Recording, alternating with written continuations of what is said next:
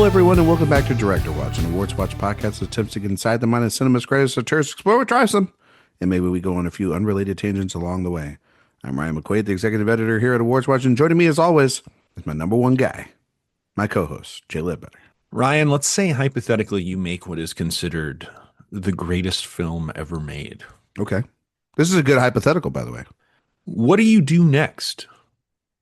I guess you make the second greatest movie of all time. Well, I don't know if it's considered that good, but we are talking about the follow-up to Jean Dielman today, Chantal Akerman's Les Rendez-vous d'Anna. Was that good pronunciation? I think you did great. Our otherwise French known as listeners are fuming right now. Otherwise known as the Meetings of Anna. And, Yes. Or Meetings of Anna. Drop the. What do you prefer?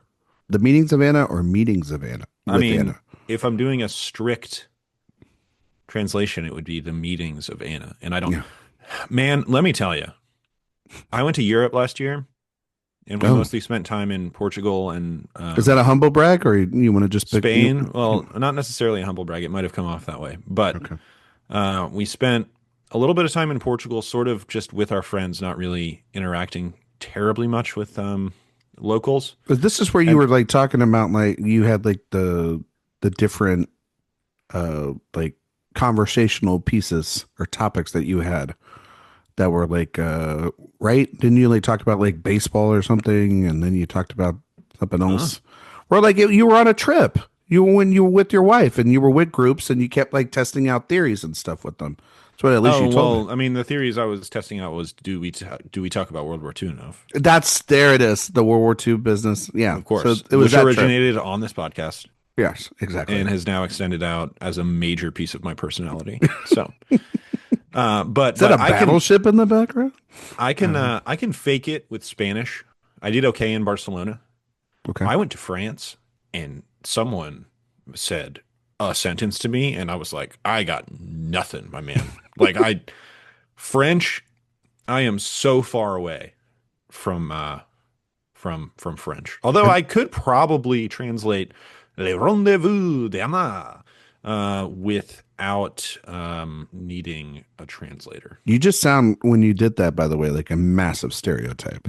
Like I think I'm trying to do like a Hans Landa sort of thing.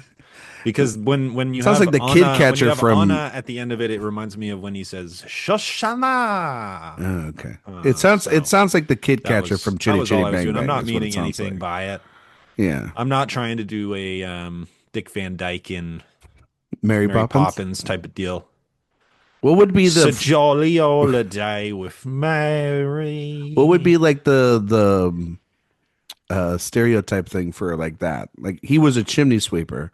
So what would be like the occupation for a stereotypical French guy? For a French person, it's like I mean, it's a Le Pew. I mean, it's I was going to say like a cafe owner. Or a mime. But that's a hard impression to do on a podcast. Yeah. I was going to say like a cafe owner or a chef. Yeah.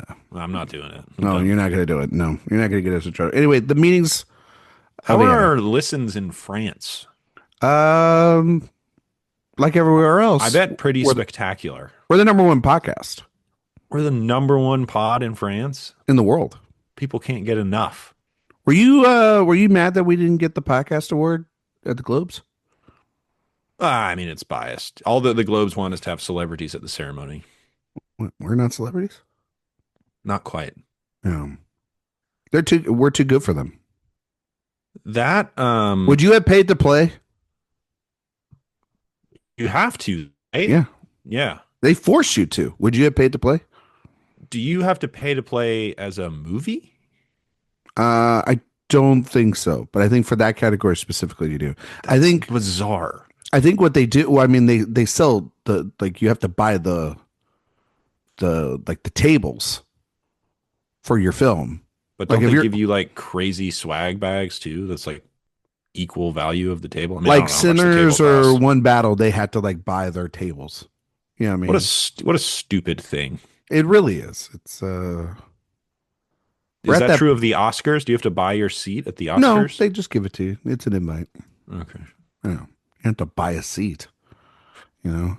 I don't know. They're handing those seats out to just noobs nowadays. They're not even handing out just nominees. You have to buy the table at the minor league Oscars. That's crazy. At like the appetizer award show. What Yeah. if they didn't buy the table? The show would be a disaster. Yeah, but they're gonna That's because it's all man. part of the whole thing. Yeah. What a world. Well, they have to, otherwise it's like, Kevin Spacey will buy a table or something, I guess. That's what they should do. They should all not agree to do it, and then they're like, "Oh my God, we're gonna have to ask like Kid Rock and Kevin Spacey." That is, by the way, we're recording this and this will release The week of the Super Bowl. the week after the Super Bowl. Well, we're recording it the week of. But It'll we're come out recording it the week after. of, so we're recording a little early. I gotta tell you, not to get political. You're not excited for it? No, I'm very excited for Bad Bunny. Oh no, for the other one. Well, I know you're like hosting the stream, for God's sakes. Who else is it? There's a bunch of other people. But it's Kid Rock, and then Uh-huh. like three other Stooges, and it's just the stupidest. Like, what's so funny and just proves that when anyone, and I'm not saying like, I'm not saying this to be mean, but if your state is conservative, like mine is, Mhm. and you're the ones writing the textbooks, and you don't fucking understand that Puerto Rico is part of America, and people online saying, Bad Bunny's not American. How dare you? Blah, blah, blah, blah, blah. It's so hypocritical. And you're such an idiot because one, you don't know that. But then the alternative are four people we could literally not give a shit about. And this is like the Melania screening. Who were the You hear other? about all Who that? were the other people? Oh yeah, Melania. Yeah, I saw it, of course. Wait, you saw Melania? No. If I would have paid you money, would you have gone to see it? Yeah, sure. Why not? Yeah, okay. I don't Or know. you I can be bought. I can be bought and paid for. How do you think we do this show every week? I bet I've watched worse movies than Melania. Morally? I doubt it would be the worst movie I've ever. Morally, Morally the worst you've ever seen? that's a good question. What are morally irresponsible movies I've watched? I'm sure. Oh, man, what is a morally irresponsible? Have we covered a morally, well, not on this show, but have we ever reviewed a movie where like we probably shouldn't do that, but we did it anyway? I mean, I've brought up Peck and Paw before, and like Straw Dogs is a Yeah, tough talk if we do it. but that's in the motherfucking Criterion I collection. know. I think it's a really good movie. It's a hard movie to talk about that a lot of people find reprehensible, but that's sort of Sam Peckinpah's thing, and I that's mean, kind of why I like him. some people say that. Do some people say that about Elle? Some people say that about Elle. I'm sure. I'm sure some people object to that. Yeah. I mean, some people, for whatever reason, we've talked about this before, but like some people objected to Licorice Pizza, you know, May December was one a couple of years ago. We didn't do that one, but um, I don't know. There's a, We just need I to do don't, Harmony Korine. I think that would be it. Yeah, right there. Yeah. Well, we did review that Climax film from Gaspar Noé. Yeah. That's And just, that is a pretty reprehensible movie in a lot of ways. yeah, but people also But it's love also it. just annoying. Yeah, he's also just a jerk, you know. So Yeah, it seems like not a cool. but it's not like you've ever reviewed what are those Dinesh D'Souza films or like. Yeah, I mean that's where we're crazy that's crap. where we're going. I mean, your It mom seems has my but- impression of the Melania movie is that it seems to kind of be boring and You mean uninteresting, like the person that they're the subject matter about? yeah.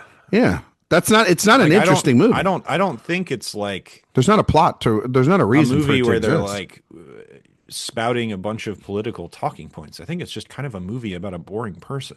Yeah, which is, and they spent $75 million on it. Brantley Gilbert, Lee Bryce, and Gabby Barrett, Those are along with Kid Rock. For a dollar. I have Jay. heard the name Brantley Gilbert before. I could not say anything else about him. I thought you were when you said Brantley Gilbert. I literally was like Blaine Gabbert, the Yeah. quarterback.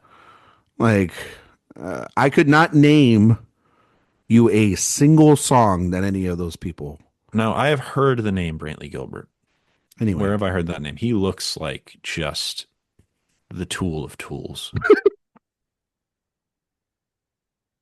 Oh my gosh. the Tool of Tools. That's actually the name of his self-titled. So Um, here are his big songs. sure. This is, of course, a Chantal Akerman This podcast. is a shot. We'll get to the film in a second, folks. If, also, Uh, by the way, we haven't seen each other in 2 weeks, so you're just gonna have to yeah. buckle in and just get used to this shit. Here are some good ones. Kick It in the Sticks. Don't know what that means. No. Hmm. Wait, you Uh, don't know what "kick it in the sticks" means? is that a phrase? Sure. I'm like "kick it in the stick." Yeah, it's a phrase. Have you? Wait, have you never heard that? Mm-mm. All right. Okay, that's not Georgia education Son for of you. the Dirty South. That appears to have Jelly Roll in it. Ooh, Jelly Roll really stuck it in. Like stuck his foot in there this week. I don't know anything about these politics, but I sure do Uh, love hanging out with Kristi Noem and Trump. how about Rolex on a Redneck? Stop it. That do anything for you? Not a fucking thing. If anything, it's made me mad that you said it. How about One Hell of an Amen? Now we're talking. Shut the fuck up. No way that that's a real thing. That is apparently a real song. Wait, one more time? One Hell of an Amen. This is what. Wait, Jay, is this really what those people listen to? I guess so. Is it really like? Well, I mean, you hang out with some of them at your Christmas Adventures Yeah, Club meetings. my buddies. Well, does your mom listen to that stuff? No, no, no, Well, no. she can't listen to like Bad Bunny and Billie Eilish. She probably, He listens to like Christian contemporary. Oh, okay. Well, why didn't they just do a bunch of that? That just seems also, I don't know. it's what it kind of seems It's adjacent. not that popular. And What the Chris honestly, it's not that's not what conservatives like now. It's like aggressive, country in your face? topical, like all this woke nonsense gonna kick you in the butt. That's the kind of music that's popular right now. Like that That's crazy that is also Lin-Manuel Miranda who wrote those lyrics. It's crazy. try that in a small town. You remember that one? Oh man, try that in a small town. Oh my God, that was only a couple of years What was ago, that? and That I was Jason it's an Aldean. Aldean. Yeah, Yeah. I know that jerk. Yeah, Yeah, gosh, that's the kind of stuff that they like. those people are terrible. Jason Aldean, one of the worst. Just like Yeah, want to just like not talented. no, just like looks ugly, Hey, sounds come on ugly, now. just like like slop. If it was a person, like what they feed pigs at the Country stockyards. music's been in a bad spot for a while, in my opinion. I'm gonna I'm gonna Very make popular I'm gonna country make a music. compliment to someone, and I Okay. never make a compliment to somebody. They went downhill after they kind of shooed Taylor Swift out the door, and were really stupid to do so. I Well, remember was I Taylor s- Swift's country stuff that good? I don't think it was that good. that's like her first 4 or 5 Well, I albums. know, but I just don't think it's that good. Well, no, I mean like she's better as a pop star, but that's where she got Her her best start. stuff when she was like Poppy Poppy, Yeah, but like Jay, 1989. it's still like probably good for your brand to be associated with them. And she's now Oh, grown for big. sure. I mean, that She's was grown bad bigger. for Yeah. country. Then it became bro country, Yeah. which was a dark, dark time. We're on the Chantal Akerman podcast, by the way. Everybody. And then it became boyfriend country, which honestly made me yearn Sick. for bro country. Yeah, It's but so bad. I think that industry really cares a lot about And then every now and then, the good people will pop up. Your Chris Stapletons. your Sturgill Simpsons. Yeah. Oh man, Chris Stapleton. I do like Chris Stapleton. Remember that He's national anthem he did? It was so good. Killer. He's really good. He's Remember that good. song he did in Talented. F1? That's good. You don't remember that I one? don't remember it. Because it's the best song in the damn film. It's when like Pitt first drives the F1 car, and it's the I'm just as bad as I used to be. Is that what it Like was? Casey Musgraves. I like Who doesn't like Casey Musgraves? Hmm. But they got rid of her too. They kind of just shoot her along when she tried. Did they? They kind of like when an artist wants to just attempt a little bit of outside of country, they go, "We're done with you. We don't want to deal with you Mm. anymore." I watched Carrie Underwood and Brad Paisley one night on one of those award shows, basically like eulogize Taylor Swift. I'm like, this woman's going to make more money than you guys are ever going to make in your lives now, and you should be begging her to stay. You should be begging her to stay. And sure enough, she's like the richest woman in all of music, like easily. So she got that compliment. That's the only one she gets. Awesome. But she's also better than all these people in country music right now. All of them are terrible. There's one The popular ones, not like Stapleton or there's one female Simpson. artist who's very good right now, and I can't remember Lainey what her Wilson. name is. Is that who you're talking about? Maybe that's right. She's got like the hat on. She always wears the That hat. thing? I don't know. Don't I they all don't wear know. hats? Not everybody wears a I hat. mean, that was a big part of their thing, right? Hats and The guns. hats. Hats and Yeah. guns. I went Yeah. to Dollywood recently. Wait, you never told me about this. I did Like too. how you did not tell me how it went. It went fine. What's there to do? Honestly, the roller coaster scene at Dollywood was Intense? impressive. Yeah. There were some great coasters. Yeah. There's also a Dollywood museum, Mm. or like a Dolly Parton museum, including a 9 to 5 desk that you can sit on and take a picture. Oh, and you sent that photo to me. That's right. You I did send you, that one. You did. Um, it's very kind of classic South themed. It's incredibly clean. It's so well kept up. I was very impressed with the apparatus, the way that they operated. It's Well, really impressive. well, Jay, much like that, I guess Dolly Museum, which you could see like moments of Dolly's life. Mm-hmm. It's kind of like It little bit was about sort this. of the Les Rendez-vous d'Anna of theme parks. I was just gonna say. That's what Kind of people sounds. say. Kind of sounds like the meetings of Anna. It was more like the meetings of Dolly. If Yes, you really think about it, exactly. Yeah. we're here I to didn't talk. realize my mother-in-law is obsessed with Dolly Parton. Really? Apparently. How's your At least wife she on that? pretended she was. Well, she didn't go with us. Well, no, she didn't. But is she? I mean, everybody loves Dolly Parton. I mean, she's pretty indifferent.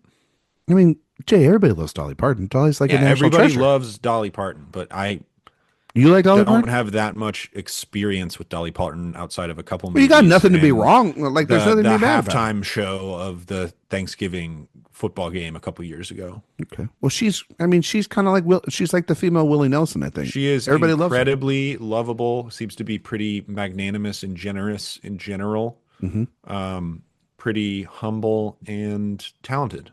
Yeah. Unlike So most that's a of lot the of country. good things I just said. Exactly. There you go. And you can put down the paper that you read all of those off of. It looked like Ugh, the gun has been put down Thank by you. my head. it was a pink gun with bedazzles for Dolly Parton. Yes. The meetings of Anna. We're here to talk about it. Yeah. Let's talk about this film. So you are right, Jade. You did allude to the fact early in this episode of the fact that we talked about what Sight and Sound considers and what most people consider to be the one with the belt as the best film. What of do you all do time. after making Citizen Kane? What do you do after winning the Super Bowl? What do you do after you make The Godfather? Yeah. Like, what do you do? Well, Sometimes you make The Godfather too. sometimes you do. Take Sometimes the you make, easy road. or you make the conversation. Was the con was it Same was the- year. Those were the same year. That's right. And then Yeah. Apocalypse Now came out a couple years after that. Yeah. That great run. So, Conversation might be his best movie. wow. I can't agree with you on that, but I love that for you. That movie is amazing. Anyway, Ackerman, follow up to Jean Dillman. Is this film? Jay, you had not seen it? No. You So had not this- seen it either, correct? I had not seen it. This is the first time watch for us. Like, it is on most of the series. So what did you think of I mean, obviously a more manageable runtime. More manageable runtime. Yeah. But what did you think of this third effort from Ackerman? I really liked it. It's not John Dielman, No, but not many films are. no, it is not nearly that experimental. It's honestly a little more traditional, which I think is totally fine and makes sense for her to do now with, a little more money, a little more influence. The expectations become a tad more traditional. Although this is far from a traditional movie, it still very much has that Ackerman pacing and obsession with time. Chantal Akerman is as obsessed with time as Christopher Nolan is. So um, it is, I think, a really good film. That's not It who I would compare her to, but No, okay. exactly the same. Inception and Dealman are I was thinking, partner pieces.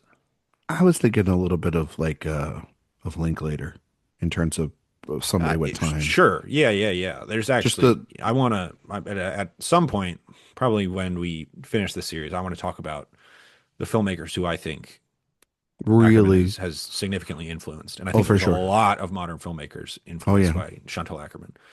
But we will get there. As get there for next week.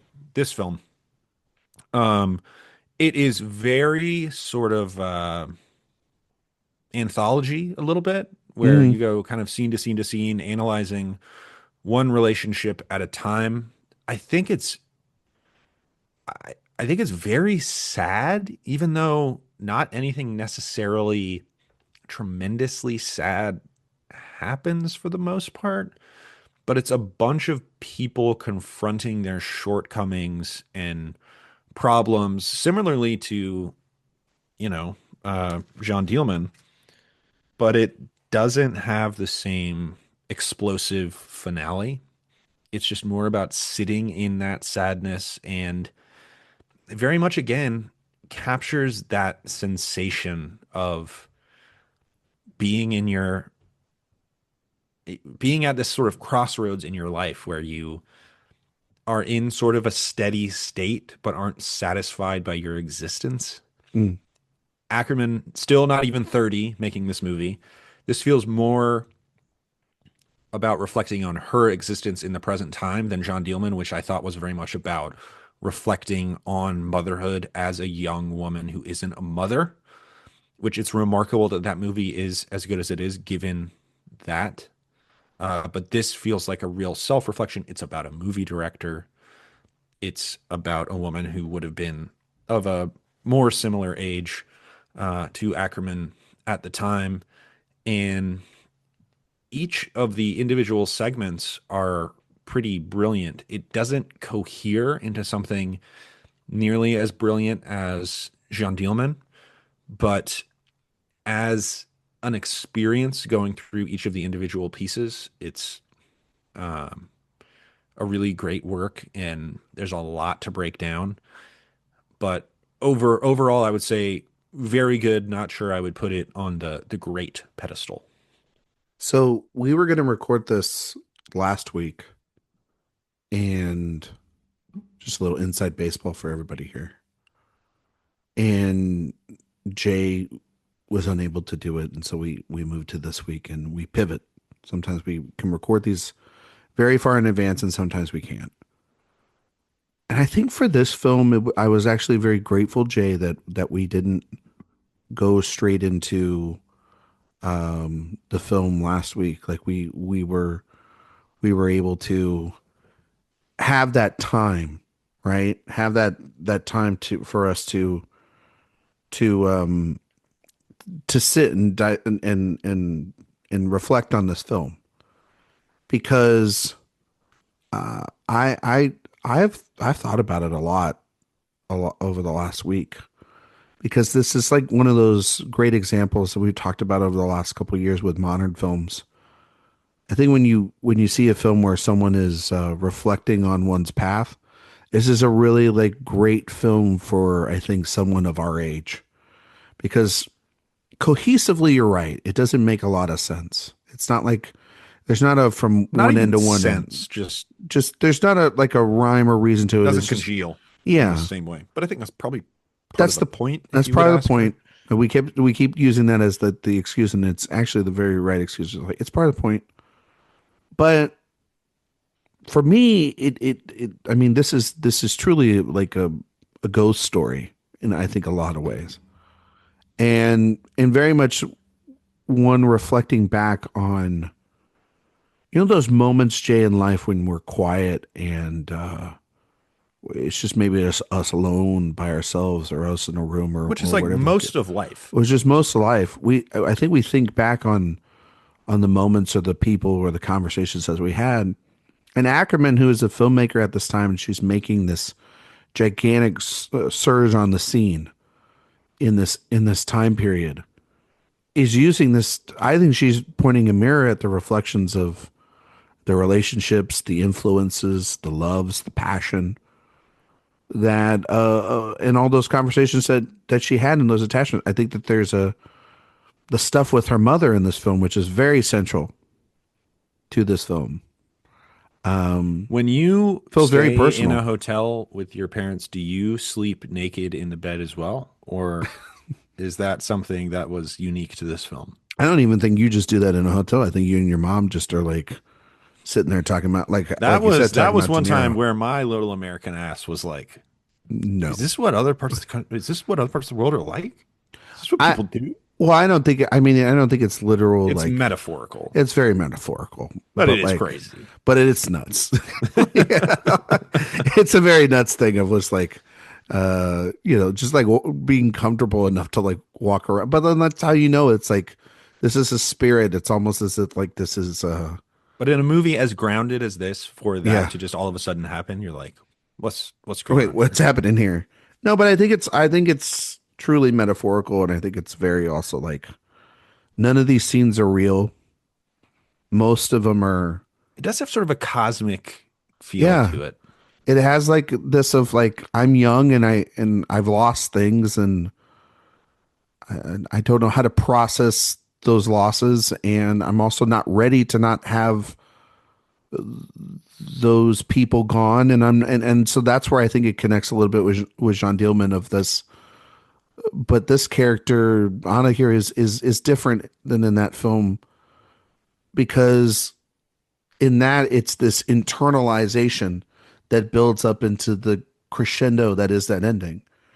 And this is a person desperately staying in these long conversations and hearing things and being with these people and replaying memories or replaying them as if they were messages on a machine to try to make, I think, Jay, like sense of the future that they're having and the success that they're having. And I think it's a very, very personal film for Ackerman from watching this, and I can feel that personality in it. Absolutely.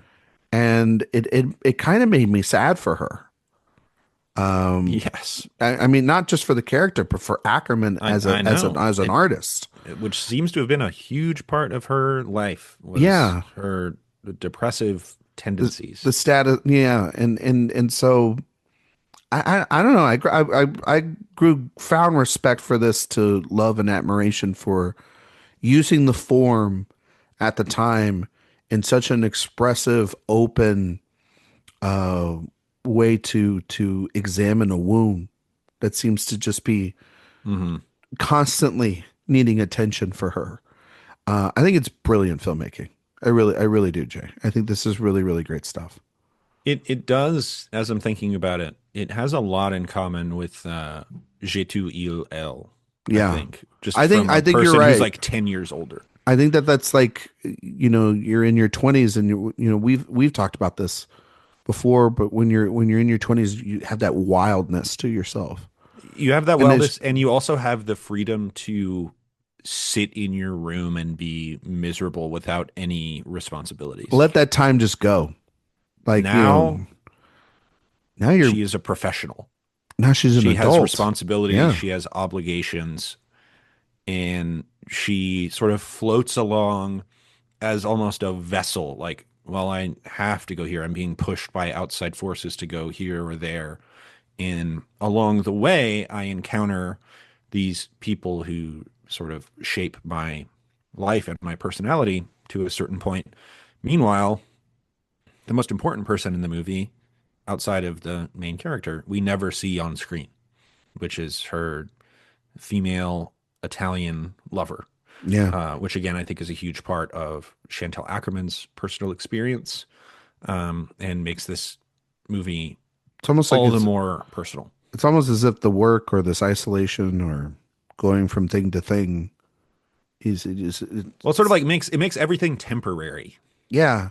It feels like And now there's something that's grounding her, like an anchor that is pulling her back to something, but she can't go she can't back go out back of to it. obligation Yeah, out of this fame, out of this because she wants to be a director. yeah, She that the idea of having this like it's that thing in the Fablemans, right? That Judd Hirsch talks about a little bit. It's like you have the art in you, and then you have the family, right? it And in makes this me case, yeah. It'll it's kill you. it'll tear you apart. You know what I mean? And but you could clearly feel that there's this success because Sean Dillman was very successful In its in way. its It way. wasn't In like its it way, made her a millionaire, it didn't make her a millionaire, but but it made for what she her was setting out to do, she all of a it sudden became a figurehead of it made world her a cinema. known entity Yeah. in the world, and it made her be this exciting voice in cinema. I mean, it did have sort of that classic, you know, Van Gogh didn't make it big until he died.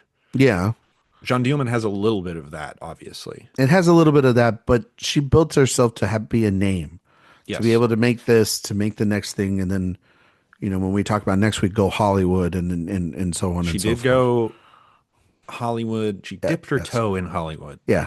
Everybody does a little bit. But it's to me, I think that this is also just a massive exercise in one examining such a shock of fame. To make a movie like her first film is so small, very effective. But then you make this giant grand statement, even at the time that people are Still small still in small, but scope, in scope, in physical scope, but in length but and in large in, idea and in philosophical everything. scope. Exactly. And I think there's this thing inside her circles, inside French cinema. What is the next thing? What's the next thing? What's the next thing? And that's for every artist, but especially one that I think is that is emotionally vulnerable in the best way, like she is. She puts heart literally, and her physical, her mental state, I think, is in these things. It's very tough to say this without sounding rude, but I'm not trying to.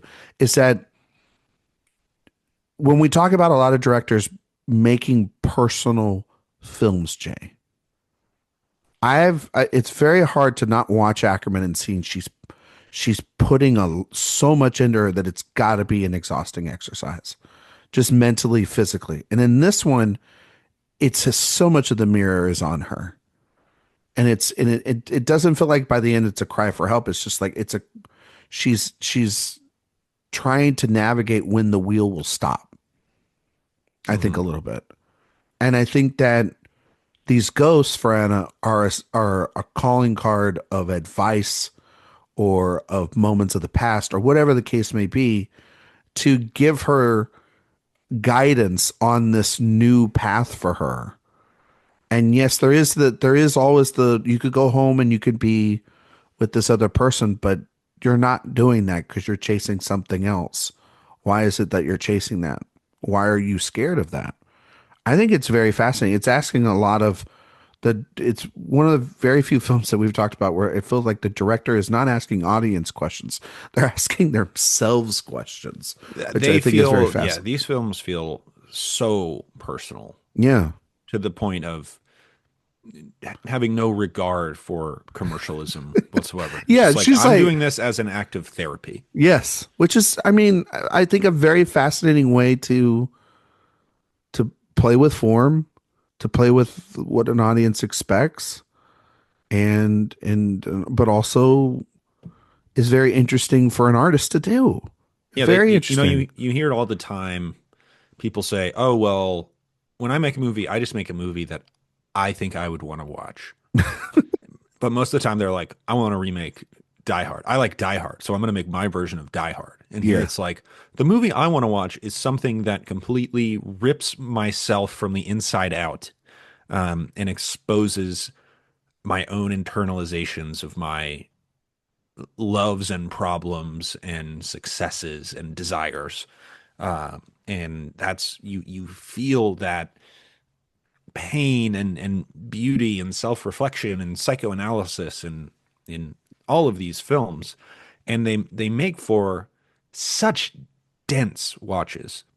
As languidly paced as they are, even in those moments of silence, it's just there's 17 things that you're thinking about in those moments. And it is there's a lot more happening, quote unquote, in this film, but I still feel like it's filling in the blanks of your memory of life. It's the parts that don't necessarily shape you, but they're really what it's not the giant bricks being placed in. It's sort of like the mortar in between the cracks that are equally as important in totality in your life. And it has such a power to it. And once again, these Ackerman films, as you talk about them, you're like, there's a lot more to dig into than I even thought when I was watching it. And that's the beauty of talking about them. These are films really that benefit from conversation and reflection. And luckily for us, we have an outlet for that kind of conversation and reflection. It's powerful, powerful stuff. It really is. I mean, I also just think too of the opening of this film and her being in this. That feels like Jean Dielman. It feels like Jean Dillman, but it also feels like the isolation of her first film that we talked about. J'ai tout il. Yes, thank you.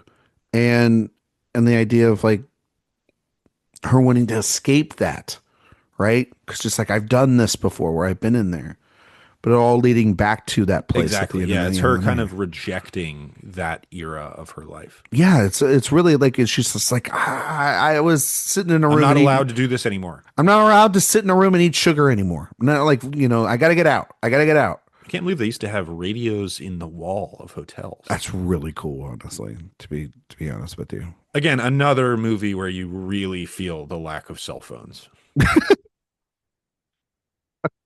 I think that that's great. I think that It that's. is great. I We think need that to be that. bored more.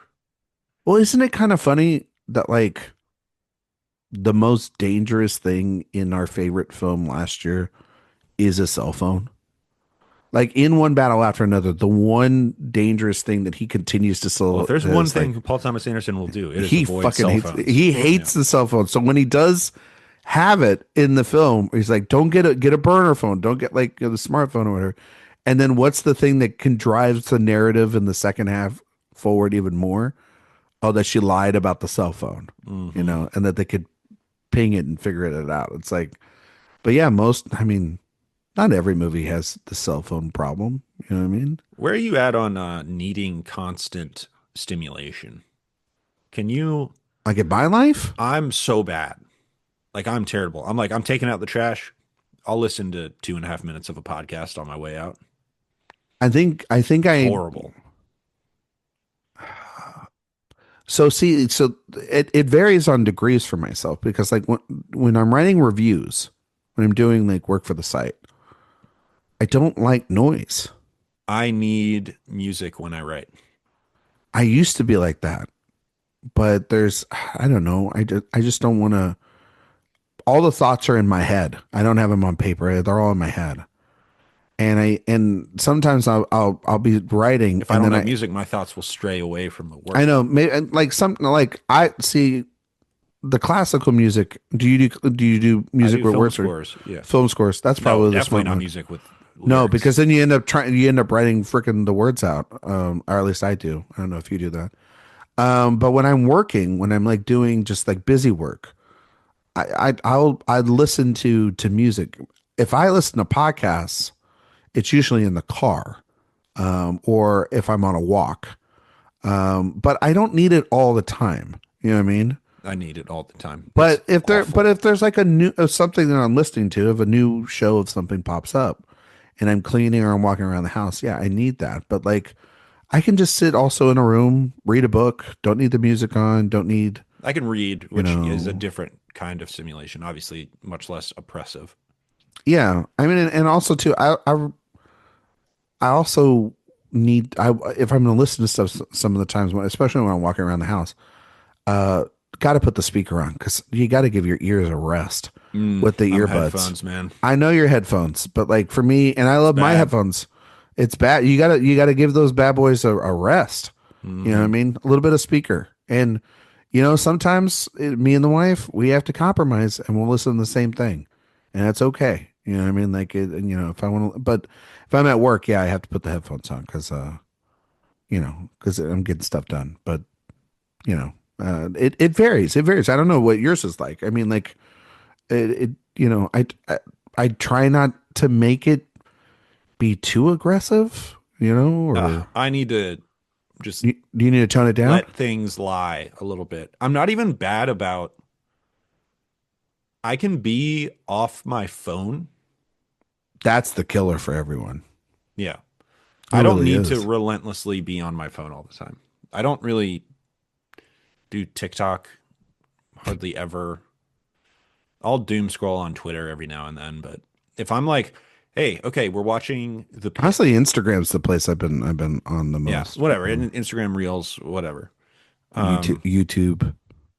but if I'm like, okay, I'm going to do one form of media. If I'm watching a movie, not worried about my cell phone. Yeah, you gotta turn it off. I'm watching the newest episode of The Pit, no cell phone. My You wife will watching still the be on her cell phone. you watching the new season? I'm watching The Pit. Yeah, I'm not watching yet.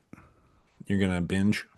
I like to binge the first 10 and then week to We week the last binged the five. first three. I like to, you know what I'm saying? Like I like to binge No, the I wanted to do that as well, but we yeah. only made it 3 weeks and then binged those three. I just act like it doesn't exist, which honestly, based off of interaction online, it seems like it doesn't until something happens, like interesting Hasn't happens. been a particularly. It's still Like really good. it's still probably very good.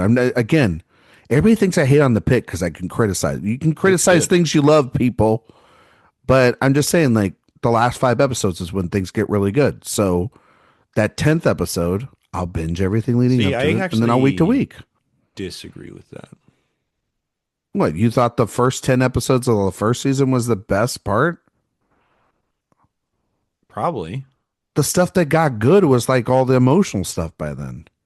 And the stuff when the with the shooting and shooting happened. I yeah, mean, and everything. it's It's like certainly more inherently dramatic, but the character stuff in that no, before this is so character stuff's good. very good, but it's like how many times are you going to discharge the same person, or how many times are you going to Well, I will you be honest, watching The Pit, I am just like, this is the hardest job in the universe. What is going well, on here? I think we have a pretty tough job here. Podcasting, We're talking about Chantal Akerman. talking about The Pit. Yeah, Honestly, talking about Chantal Akerman is one of the hardest jobs in the world, which is why we talked about Kid Rock for the first 25 minutes of the podcast. worth it. But no, no, it is. I mean, my sister-in-law and her boyfriend, well, he works in the ER. He's a pharmacist in the ER, and he sees things every day that I mean, like I couldn't even It's just imagine. crazy the amount of things you have to be immediately prepared to do. Yeah, Leg stuff, heart stuff, head stuff, all that. Just hand and stuff, there's no hesitation. lung stuff. You can't have hesitation either. No. Like you've got to be ready for it, and it's got to, and you got to also be able to. And this is, I mean, obviously, I think this is some part of the point of the show, but you got to be able to like kind of push that stuff down. That's really tough Hmm. to keep being successful and going because you're not going to be 100% at this. And yeah, and that's what I liked about it. It's that Well, that's what's it's so brilliant showing. about making it a um, training hospital or whatever they call it. Yeah, Teaching hospital. yeah, Teaching hospital. yeah. It's really good. I don't like that I heard that they're gonna do like a cop version. Pass. That's just 24. Are they really? Yeah, they're gonna do that. Did you ever watch Hmm. 24? Oh yeah, big time. Big time. That seems like a big you show. Beep, boop, Beep, beep, beep. boop. 24, Kiefer. Did you watch The Shield? No, I figured you would be a Shield guy, I like didn't Jeepers. shield. I didn't wield the shield. No, you didn't wield the shield. That was a really good show. You should. I've heard it's quite good. I want to watch Justified. Justified. I watched some of Justified. It's very episode by episode, which I wasn't expecting. I've heard the like the first couple like the first season's like that, and then afterwards it becomes Maybe. like I a don't think I got past the first season. that's and yeah, that's what I hear. It's like like second, third, That's when fourth, Goggins becomes the true bad guy, I exactly, and that's assume. when it becomes like one crime a I love season. Oliphant. Feels like he didn't really have the career he deserved. A little bit. No, I mean, I think he's kind of getting a resurgence now, a bit. Like he's A on the little Alien bit. show, and he's going to be in the Oh, is he Tarantino on the film. Alien show? Yeah, he's going to be in the what do you call it? He'll be in the Once Upon a Time in Hollywood film again, and the sequel. And so, like, he's working. He's got shows. He's had a He's perfectly good career. I'm sure he has a very nice house and gets big paychecks in the mail regularly. yeah. But as far as just kind of Hollywood legacy, I don't really know what there will be. He should be. He should do more. He should be honestly like the same trajectory that Goggins is having. He's a handsome, charismatic guy. He should do a season of The White Lotus, He feels like right? Like he should just do one. Like it he would be should. really good for White him. Lotus would be good for him. Very good for him. Did you Next see next the next season's White Lotus cast not really blowing me away. not a fan It's of got Coogan? Coogan though. I was going to say Coogan Coogan's is there. my guy. Yeah. Yo, you a big Coogan guy. I love Coogan. Yeah. Everything he does is funny. Oh, those Trips movies are the best films. Mm, Talk they're about great. movies about meditation of one's patience with the world, and also about stimulus because those guys can't deal with the awkward silence of They can't themselves. turn it off. Yeah, they can't turn it off.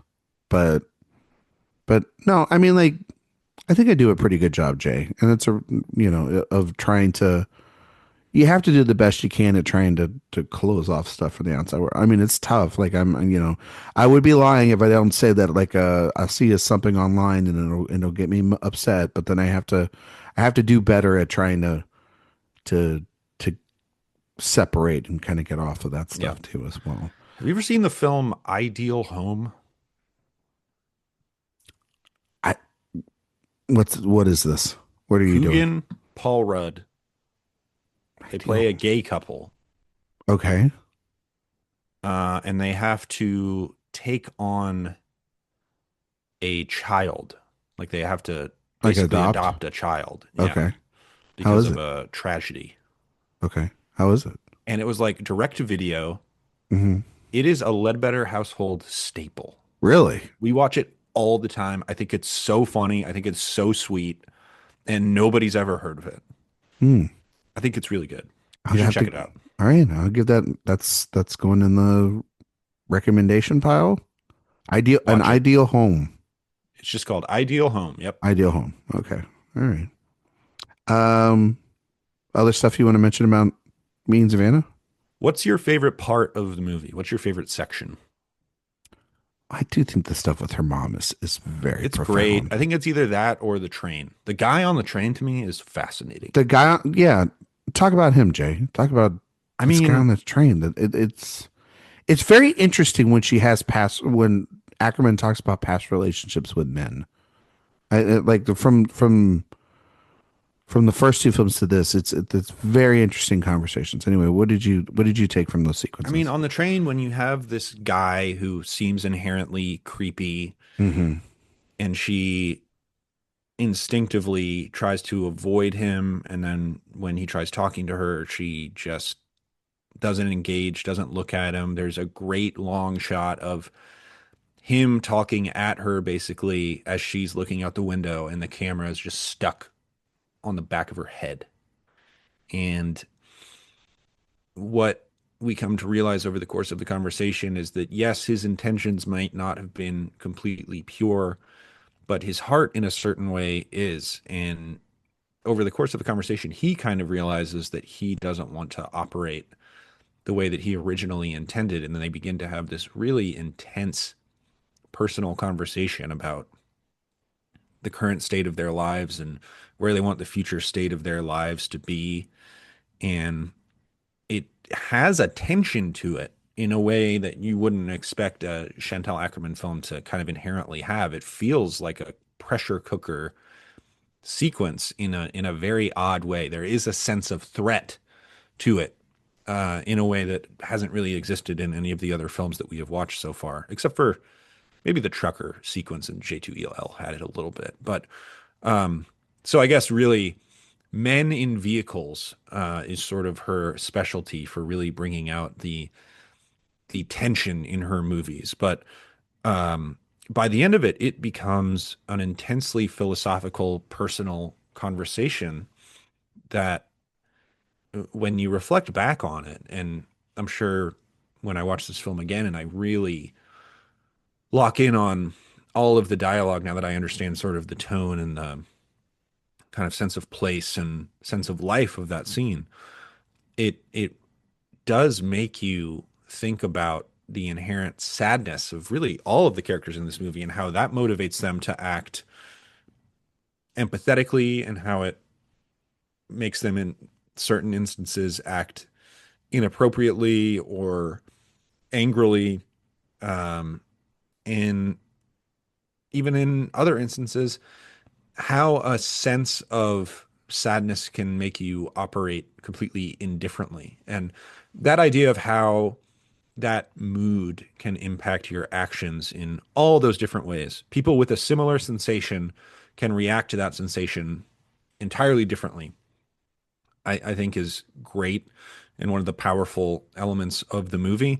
And I think this film shows, or this part of the movie in the train shows sort of a transformation in that emotional state where his intentions originally are to seemingly hit on this woman, act, we don't even know how, towards this woman, but he becomes very self-reflective and kind of bears his soul to her on the train. And eventually, when we are stuck looking at the back of her head, she does turn around, and that is a really great visual indicator of a sense of safety that she now feels that she didn't feel before. I think it's really brilliant filmmaking. I really agree with everything you just said there, Jay. I think it's wonderful filmmaking. I think that stuff at the first interaction she has too with the guy outside of the Heinrich, house. Yeah, I think that stuff's really that's fast. sad. Heinrich's a sad guy. He's a very sad guy. Very, very sad guy. Most of these people are very sad, but I don't know. There is something about just like, His wife, or I don't know if it was girlfriend or his wife. She doesn't even see their daughter anymore. So no, sad. so Heinrich. sad. But when I was watching the sequence, I guess it started in the middle of the film with her and her mother. It was reminding me a lot of Almodovar and Pain and Glory. Do you remember that? When just in the middle of that Yeah, film, he has these fleeting memories of the last sort of interactions he had with his mother. that's a good movie. Such a great movie, and I was thinking a lot about this too, of just like not knowing fully anything about Ackerman's relationship with her parents or her mother, but the idea potentially of just of this role model of this vessel that children need, let alone that women need, which is the conversational moments with their mom who have navigated a world through their own time that they can lean on for questions and advice as they are maturing. And I think Ackerman fully explains and fully gives you that feeling of that need of of what a daughter needs from a mother. So much here, so that it's like I need it as much as her, as nakedly emotionally vulnerable with me as much in this bed as I am. And that's where I think, the whole like the sequence can be weird, but I think it's metaphorically speaking like I need this sort of, I feel it's extremely vulnerable right now, as if she was here with me. And I kind of need that because I think she misses it. And I think that I think she's worried about her relationship. I think she's worried about her place going forward. I think she's worried about fame. I think she's worried about being alone. In that first film, we talked a lot about her just having to navigate a lonely world and what her relationship is with relationships, right? And in this film, I think it is her having a renegotiation with the idea of you need relationships, you need advice, you can't do this alone. And I don't know, I just when as I was watching it, I was very impressed with the sheer honesty of just a couple years removed from making a film about like being free and being independent, but also discovery and everything there that that film has, to making this one be like, I got to be honest with you, everyone, I was kind of wrong on that one. I kind of really need, Hmm. I need that companionship, and I need generational advice, and I need generational entities around me for this experiment that is life to work. And I find that sequence, her mother is this ghostly angelic figure to her, and then it's as if she's picked her at a time where she's not, where she looks similarly in age and in the crossroads of her life. And I don't know, I found that to just be this beautiful mirror into a woman's evolution, into a person's evolution, especially as they're tackling fame and tackling moving into a different time period in one's life. Because I mean, Jay, when you were in your 30s, you had to renegotiate with yourself. You know, Still in the my 30s. you're still in your 30s. When you get to your 40s, you're going to But renegotiate it does and feel like re-examine what late you did. mid 20s to early 30s. Honestly, mid 20s to late 20s is kind of where it's like, all right, you kind of got to decide who you want to be now. Yeah, there's no more like the world's your oyster. Pick an oyster. You know what I mean? Like It's it's really hard to make a new oyster yeah. So from why from not? now on.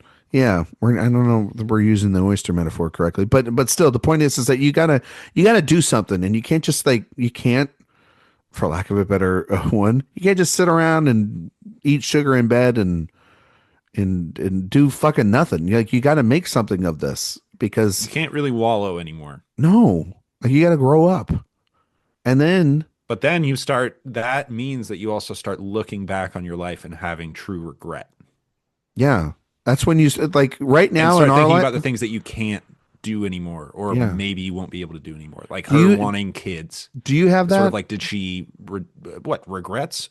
Yeah. No, Have you had absolutely that not. already? No, Never never, had a never, regret in my never, life. never had a regret. Like, no, but Never. I think that this is the time period when you start. It's not big regrets, but it's just like missed out on that one. It's okay. Or sometimes it is a big regret Yeah, maybe it is. because she's sort of carved out her space in the world at this point. Yeah, Unless she wants to completely reset, which is really hard to do when you're 30. but she's also doing that in a way where she is pushing people away. And that relationship that she has, I do think that she's Her success has come at the expense of personal relationships. yeah. And And she so says she wants to have kids, but that's been impossible yeah, and will remain impossible as long as she just has to travel the world. Because obviously, her being a woman, that would mean that she would be pregnant. And it would be very hard to do the same kind of rigorous marketing tour for a film that she is asked to do in this movie. well, I think well when you have children, I mean you have a child.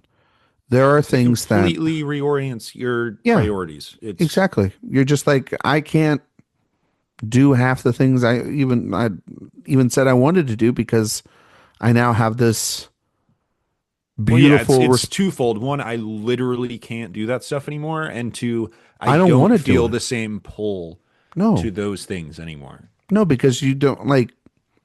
I I want to know. go clubbing. Come on, just let me go clubbing again. I When's the think last you. time you were in a club, like a true club, not a Uh, bar, a club? October. You were in a club 4 months ago? Yeah, For what? we all went to a club and during AFI.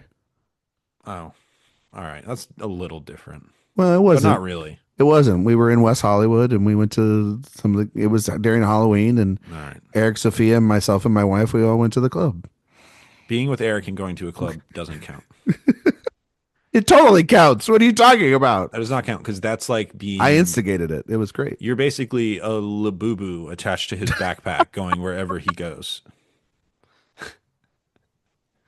Oh my god, I heard I'm the labubus are Labubu. kind of out now.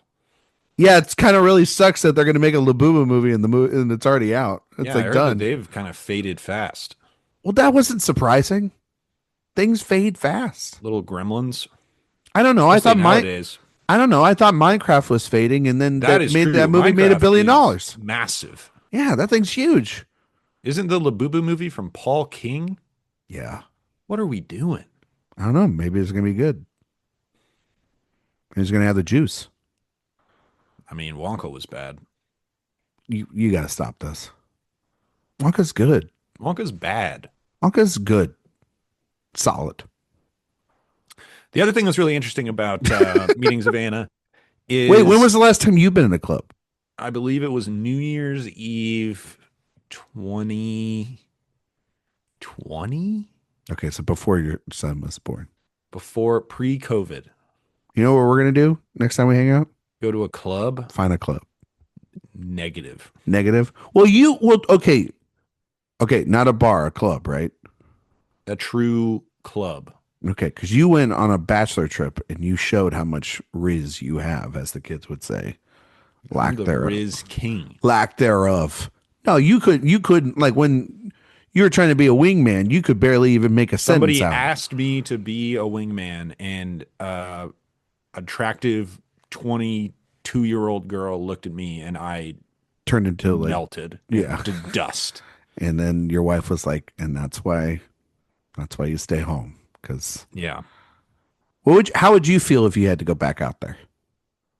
Lost in the Like you're woods? saying in a Like world where I am now having to find a mate, yeah, because your wife tragic circumstance. I could figure it out. Do you think she thinks you could figure it out? It would take some. I think she would be very fine. I think you would need a learning curve. Oh, you're saying. Oh, so you're saying I still. This is if I wanted to have an affair. No, I'm talking about like worst case scenario happens for you guys. Sure. If you're gone off the world, I think she could go on without. I think women can go on without us. Oh, Or you're find saying other. like surviving? I Yeah. think about. There are times where Like if like I you know she I will think be about, gone for 4 hours, and I will be like, and I mean, same for her too. Take this child. I need you. I need this child to not be around me for just give me 45 minutes. I think she would find the next Mr. Ledbetter easily. Oh yeah. I think you would. I think you would just be with Jet, and then you would be like, "Movies are my lady." No, I would kill it. Yeah, you go to the club with a fanny pack. The question would be, would I do the right thing and try to get with someone who doesn't care about movies that much, or would I go the cinephile route, which I think would be disastrous? Well, I mean, there are some people out there that date other people that are love films and You know what we call those people? nerds. Fools. What, you don't think dating somebody that has common interest is a good thing? Not to the degree that I love film. Okay. I mean, that's fair. Like my wife is the same way. She's not watching Chantal Akerman. No, she was like, is this something that We I will want to like. watch, and I said it's a French film from the 70s. She said, I will watch the Dallas Cowboys cheerleader show on Netflix. Thank you very much. Is that any good? I don't know. Oh, She watches it. oh. She was crying the other night when I came in Why was she watching the crying? Dallas Cowboys cheerleader show. I don't know. Something emotional happened. Allie's the best one in the house. Period. Easily. Well, Jet's number two though. She's either one or two. I think she's number one. I'm bringing up the rear, no doubt about it. I don't know. You've been telling Jet and you are might be tied. Well, we have the same name. Well, there you go. There you go. Another Allie's thing the I best. like about this film Yeah, is sort of its relationship with Europe, the history of Europe in general. There's a very much so. great monologue from Heinrich in the first part of the film Hmm. where he talks about the introduction of the Nazis in Germany and how in the 1920s the communists brought a real sense of hope to the country and the region at large. And then, in his words, then came 33, as in 1933, as in the rise of the Nazi Party. And I think what that implies is one, obviously a sense of threat, a sense of rejection of something new, and sort of a standardization of the West, really. How this rejection of intense change and um, sort of a satisfaction with safety rather than the desire to risk in the name of something new. And I think that complacency oozes through every pore of this movie, not just in the characters, but in the world that they inhabit. I think is very smart as well. Yeah, Great observation. very much so. Very much so. Um, can I ask you about the ending Yes, and I what you thought suppose so. and what you thought about it? And Just all the voicemails. yeah, is it just like all the memories and the moments and the things that she'll miss as she's? I I think think it's she's made a about choice, how right? she still has she made a choice? I think it's about how she won't make a choice. Mm. But generally in these ambiguous endings, I do resort to the most Cynical. melancholy Mm. scenario. Or What do you think there's hope in the ending? no, Okay. I think that she's going to continue down the path that she's on, I think it's yes, I think it absolutely speaks and I to think she's her going to. tendency to stick to the status quo. And I think that she will. I think that those memories and those people will become voicemails on a machine. They'll be deleted. Yeah, just Yeah. and they'll be deleted in her mind. And then I I hope think she calls the Italian back. you really think Come on. I hope she you won't. she won't, but you hope. You know She speaks enthusiastically about her to her mom.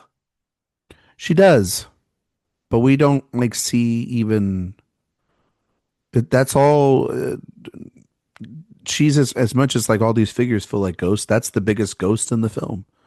True. Is this figure that she talks about, and she'll talk about them. And Chantal Akerman famously obsessed with her mother. Yes, and this just idea of like, and we've seen this in films. It's like you can talk a lot, but the actions actually speak louder Hmm. at a certain point. Especially when you get older, it's not about what you say. In your 20s, you can bullshit just about your way through anything. In your 30s, you start talking about it's about action and what you're doing, or even lack thereof in a lot of ways as She's well. amazing in this movie, by the way. Aurore Clement. She's fantastic in this movie. Remarkable. Almost has like a Claire Bow, Katrina Bow sort of look to her here in this photo. And I've got little, almost even like a little A little Mia bit. Wasikowska kind of vibe to her as well. She's a beautiful woman. Very beautiful. Um, but but yeah, but also I do think it's profoundly sad. I think she has made that choice. I think she's laying down there at the end, and I think she's like I'm I'm going to miss things. It's probably the last interaction she will have with a lot of the people on that Yeah, that are calling her. But that's sad, right? Like There's it's also like the a wild one with the sad guy in the hotel who she just lies on top of naked. yeah. You done that one? Have I been laid on top of by a naked woman while I lament my past? No, I thought lay on You're top saying of a I'm the layer, on the man. not the Yeah. layee. Yeah. Haven't done that one. Bucket list? One day, one day, once I get my Riz back. Yeah. How are you gonna get that back? I don't know. Ask Stella how she got her groove back.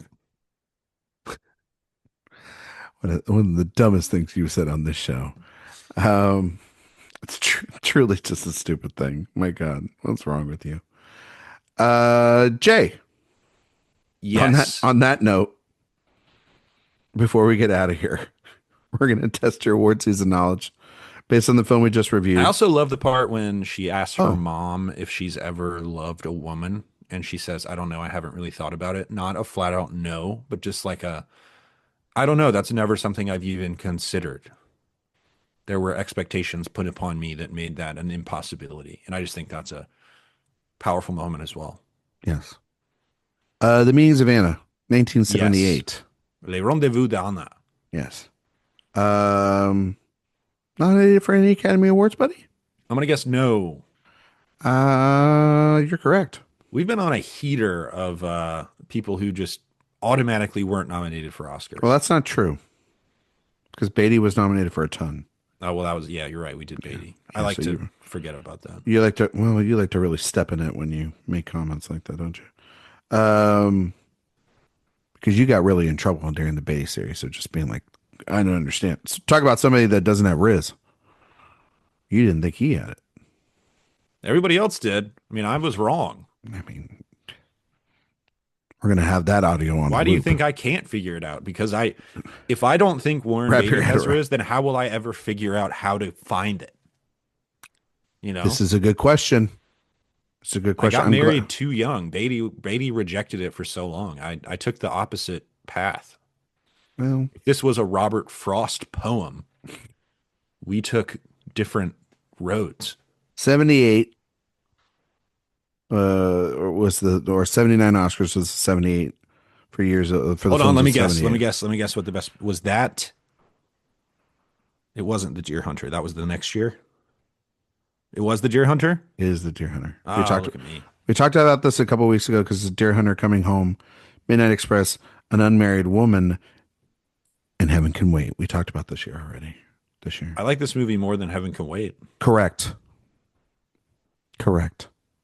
Um, I think that this is I better. haven't seen some of those others. But You've seen Deer Hunter, right? I've seen Deer Hunter. Yeah, Okay. I'm like totally in the middle on Deer Hunter. Same. Totally. I'm like, this is not a masterpiece. Yep. There's been other better movies about Great parts. Walken's incredible. Mm-hmm. Most of the film, don't care. Yeah. It's one of the big epics of the 70s. I'm like, glad, they're not all winners, folks. And I honestly don't feel like it's really sustained in the ways that some of the other films of the time have. No, right? Like I don't think like Apocalypse Now has I mean, completely cleared it. I think that's the thing is that if you're looking for a movie about Vietnam, that's the one. It's kind of cleared it from Kind the of. era. Yeah. I think even Coming Home, which comes out in the same year. I don't know if you've seen Coming I haven't Home. seen Coming Home. That I think that movie is Who directed that? significantly better. Coming Home? Mm-hmm. Oh crap! Why don't I know this off the top of That my was head? Alfred Hitchcock. Coming Home. That was Hal Ashby. I was about to say Ashby. Yeah, Ashby would be a great series, by the way. Yeah. A lot of interesting films that man made. Um, yeah, I'd put this in director, actress, production design, cinematography. I consider a picture. I don't know if I put it in screenplay. It's kind of a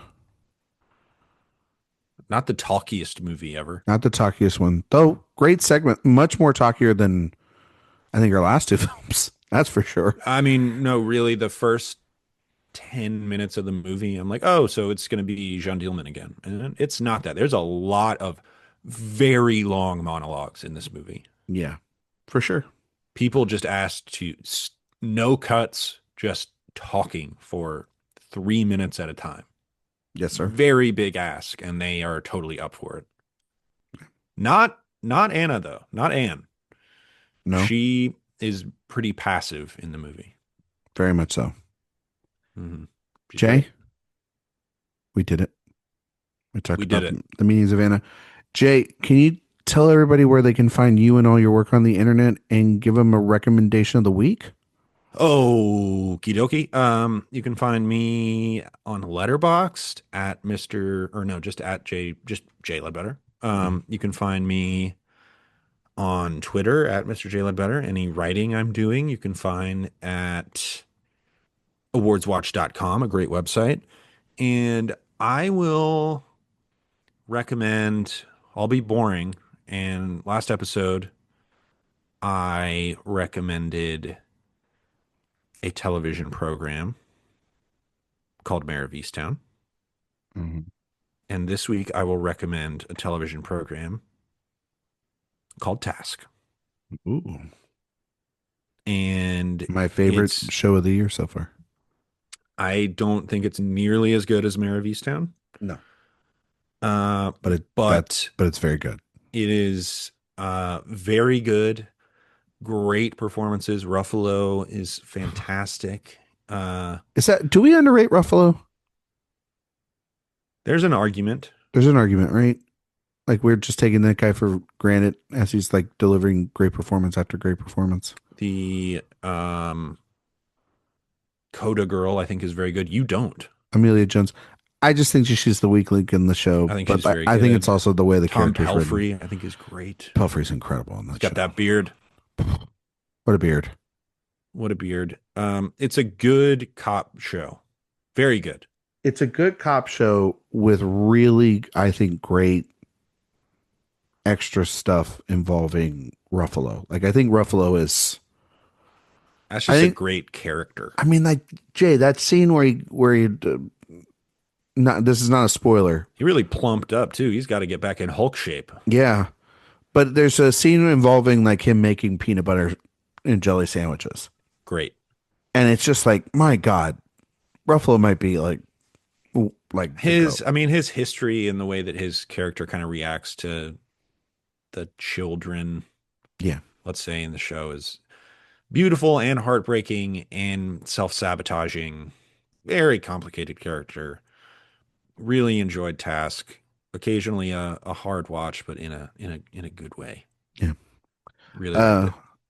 You can follow me on Twitter, Instagram, Letterboxd, Blue Sky, or I am McQuade77. You can find all my work here at awardswatch.com. If you like podcasts, we have the main show that's on Mondays, iTunes, Spotify, 5-star reviews. We greatly appreciate it. While you're on the website, please sign up for the newsletter. It's the best place to get all our news, reviews, interviews, and podcasts sent to you all in one place. I got a show recommendation for you. I think this is a show you watched. I don't know if you did or not. Hit me. So I have watched the first half of Tim Robbins's The Chair Company. Haven't watched it. Need to. Maybe the most uncomfortable television show I've watched in quite some time. It's up my alley. The guy, it's him and Fielder, right? That are delivering this. Right. I was gonna say, yeah, Rehearsal is probably the other one. Though I think Rehearsal season 2 is. I wasn't as like. Rehearsal season 2 is brutal. I don't think it's as brutal as season 1. I think season 1's far more brutal. I think I'm more fascinated. There's some stuff in it that's just like, oh my God. Like what? I mean, I I think don't know. It's all funny, but like, Oh, you think all the like the American Idol kind of stuff is a little rough or whatever? that stuff is, Funny. it's funny, but it's sad. It's and sad. mean. I don't think this season's as mean as the first season. I think the first season's very, very mean. The first season, when the kid starts thinking that he's his dad, is like, this might be an evil television show. Yeah. Yeah. I don't think it gets anywhere near that. No, it doesn't. Okay. I don't think so. And And honestly, he might have had a he moment of like self-reflection where I he's like, realized I I can't can't do go that that again. far. You know what I mean? No, That was I maybe the most upset. brutal 5 seconds of television I've ever seen in my life. It's also deeply hilarious, but it's also extremely upsetting. But this way, but for anyone that doesn't know about the chair company, Tim Robinson, who what's that show he had on Netflix? What was it called? I think you should leave. I think you should leave, which was a Great show. marvelous show. It basically like I that was didn't like love Friendship. I haven't seen it. I didn't get around to it.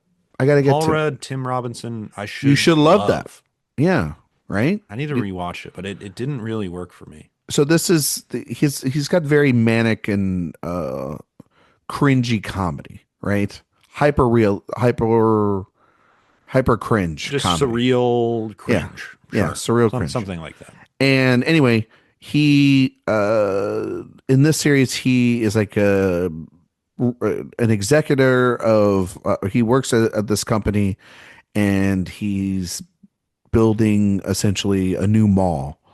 And there's this conspiracy that he believes because uh he like is sitting in a chair and it breaks and it just destroys on stage in front of everybody in the company. And from that it leads into him investing in this chair or investigating this chair company, and there may be some sinister things involved with it. It is extremely hilarious. And like I said, Jay, the most uncomfortable I've been since probably season one of the rehearsal. How many eps we talking? 8 eps, Hour, half hour. half hour. Oh, that's beautiful. It's beautiful. It really is. We watched the first half. I couldn't binge it because I had to stop because I was like, this is a lot to take in. I will finish it. Um, my wife absolutely loves it. She loves Tim Robinson. She thinks he's hilarious. Um, for some Have of you just watched all of I Think You Should Leave? yes. Favorite I Think You Should Leave sketch. I mean, it's easily it's the guys falling out of the casket. Like that's the thing No, that it's either that or the like yeah, it's the corncob TV. Yeah, it's easy. I think it's the one where he's in the costume. Oh, you think it's at the where he has the breakdown in the costume? I don't want to be. I I think that's all in the same episode too, which is great. Yeah, mean, the that zip episode, line is the great. zip line's I great. have the zip line The doggy ornament. door one is really good. I You like know the what I'm talking ghost about? tour one. I think that one's hilarious. The ghost door one's really good. See, like these feel like all the sketches he couldn't do on like SNL when he was there, which is kind of insane to think about. That at one point, this man was on Saturday Night Live. Well, he did one of the best sketches of the last however many years. Basketball. Basketball. Give me Come the on, give me ball, the ball cause because I'm I'm gonna gonna dunk dunk it. it. Yeah, oh, it's so good, so good. And then they brought back because now NBC does basketball games. Yeah, round ball rock. Yeah, can I tell you the thing that I've actually been really getting into? Sure. You're gonna get mad. But in between the TV shows, Hmm. it's been basketball season. Yeah. That's been the big thing. Well, my Hmm. team's good. You know this. When your team's good, They are good. Yeah. our team's the second best team in the West. For Yeah. now, they look pretty good. So that's the other thing. Watch some basketball. There's great basketball going on right now. Boo, boo, boo, boo, boo, Yeah. basketball. Yeah. You know what I just started watching? Maybe this will be a recommendation in a week or two. Hmm. Adolescence.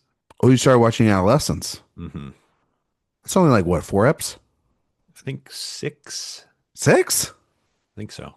Why do I think that was 4? Why do I I think don't it was know. like really, really short? Am I wrong about that? Adolescence. It is 4 episodes. Is that all it is? Yes. Wow. I can't wait. I can't wait. I've only watched one. I'm a quarter of the way done.